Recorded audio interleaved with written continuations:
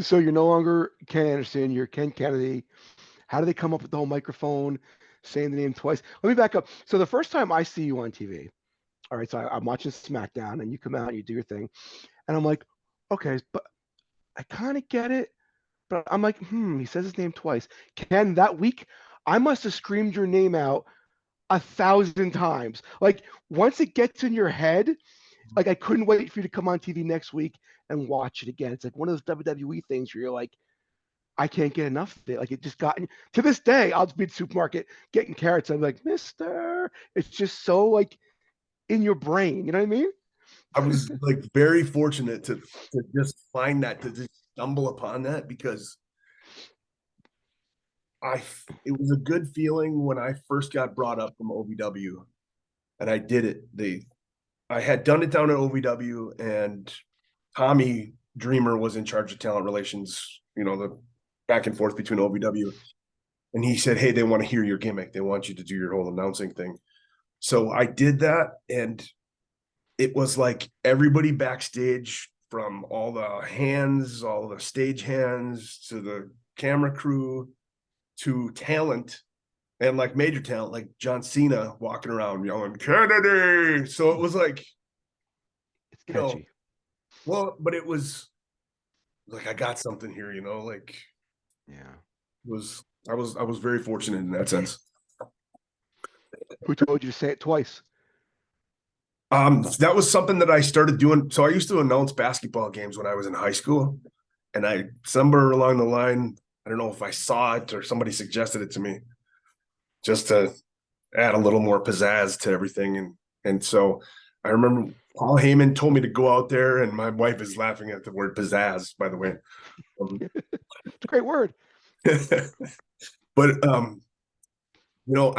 Paul told me to go out there, cut the ring announcer off, do my ring introduction, and it was just something that popped into my head while I was in the moment, and I hit it, and I came back through the curtain, and everybody was like, "That's it, that's keep doing that."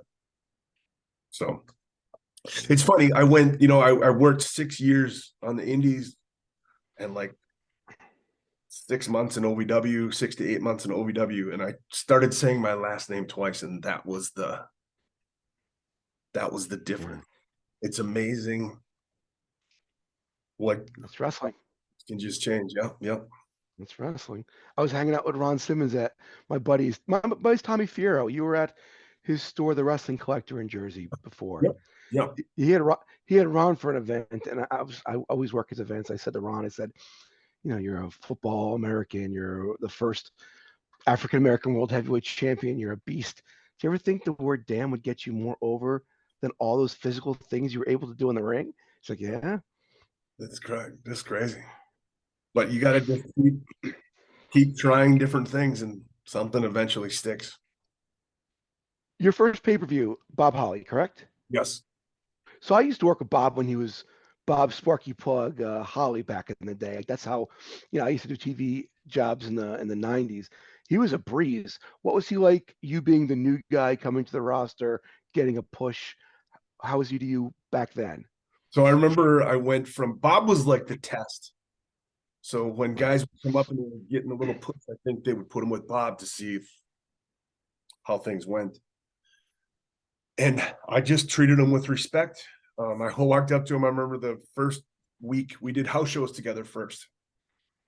So like the first couple of weeks, I think I wrestled Scotty Tuhati, and Funaki on my first 2 weeks, and then third week I see my name next to Bob Holly, and so I walked up to him and I was like, "Hey Bob, what would you like to do tonight?" And he goes, "We're gonna go out there and fucking work," And he was like, "I don't want to talk about anything. We'll go out there and see you in the ring." And I was like, "Okay, cool."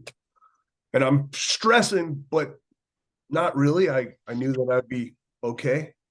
Right. Um, and it ended up going really well. And I think I earned his respect just by listening to him, throwing my stuff in there when I needed to. Remember at one point too, like, he was known for doing some pretty snug chops.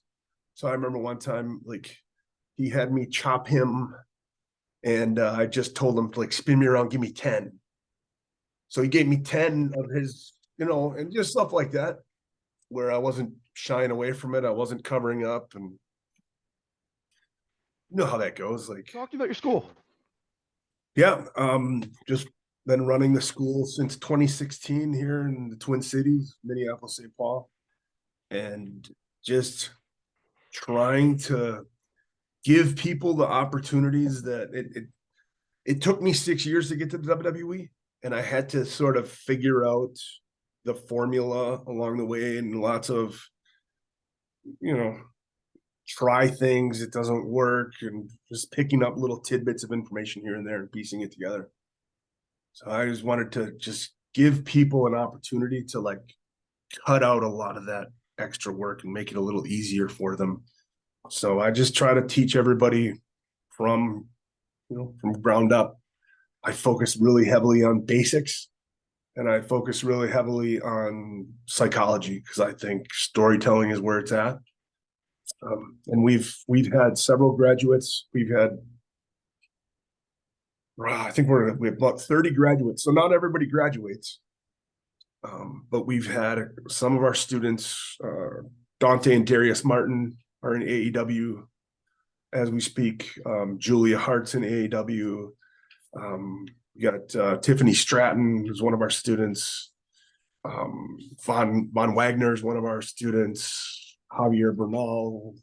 So like we've had some success. Gable Stevenson. So If people want to find your information on your school, promoters want to get in touch with you, what's the best way? we have a website. So it's the Academy, SOPW.com. Or they can just text me directly at, I've got a number. It's 507-722-2776. And that comes right to my phone and my wife's phone. And one of us will get back to you and figure out if anybody's interested in becoming a wrestler and you live in this area. We'd like to help